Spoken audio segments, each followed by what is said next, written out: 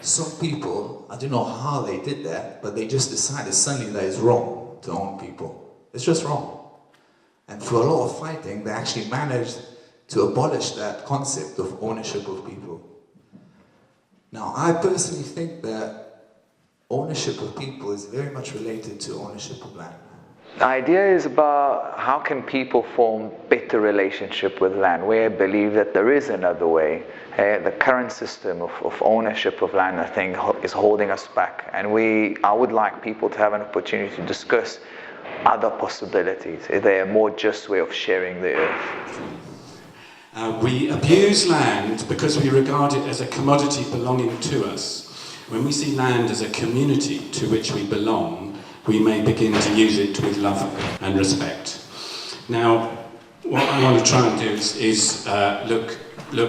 You know, that was said Aldo Leopold died 68 years ago. So he wrote those words, you know, quite a while ago, and it feels to me that it's about time we did something about, you know, so making that transition between seeing land as a commodity, which Tal has talked most beautifully about, and seeing land as a community to which we belong. Is there a human right for land? And I think we have to start putting that forward and saying, yes, access to land is a human right.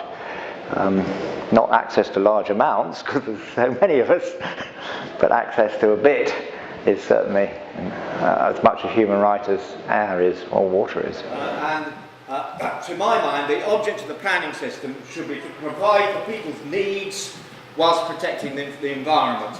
It doesn't do either very well, and that is one of the reasons why people are here today.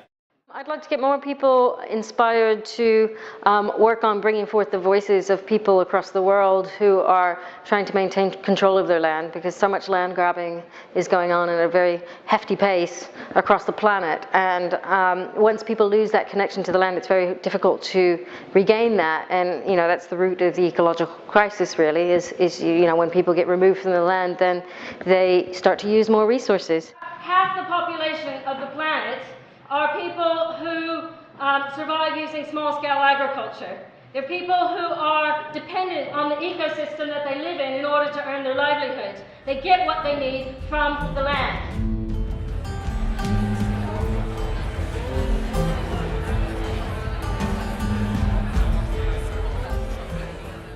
People have engaged right from the very beginning in their own small group conversations, and they've obviously responded in a very active way to the input from the speakers. So this first half of the day, which is about listening, really, people have done well, and then they've reflected on it in their groups. And now we're going to move into the second half, which is much more of people talking about the things that they are most passionate about. The problem, it seems to me, as Tal said in his talk, is the problem is houses are too expensive, and that is largely because they are seen as assets rather than dwellings. So I'd like to say houses, dwellings or assets. Totnes and Dartington reimagined as commons according to the Garden City model, possibly via the use of community land trusts and in the spirit of resilience. I realise that you don't see kids on the street anymore the way you did in the 1970s, and how can we get them back out into the street, onto the land, into our commons, our common places. So it's about how can we make our community playable once again. There's something about a real passion about the land, and some people are looking at very practical things, and yet a number of people have come up to me in the breaks and talked about how much the sensual connection to land and the kind of emotional connection to land is there. And so I think there's something about things being stirred up, both in the body of the people here and in the body politic as well. There's something very strong here. Sometimes I realise how much I miss the land. As one who was never taught in word or deed that this is my home, I find I can miss what's right under my feet. So kind of how can we change the thinking about what living on the land means, or what living with the land?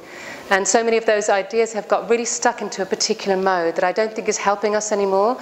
It's not helping the crisis around housing, but it's actually not helping our relationship with the land and with each other.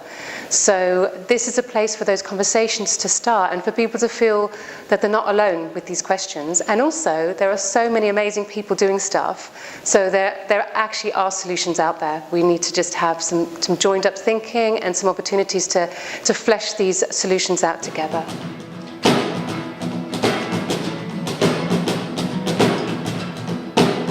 We work, we eat together, we need no stores. We will not bow to the masters or pay rent to the lords till we are free, though we are poor. You diggers all stand up for glory, stand up now. You diggers all stand up for glory, stand up now.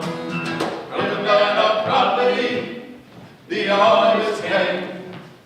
They sent the highwaymen troopers to wipe out the diggers' claim. They ran down cottages, destroy their corn. They were dispersed, but still the vision lingers on. You poor take courage, you rich take care. This earth was made a common treasury for everyone to share. All things in common, all people are one. We come in peace, the orders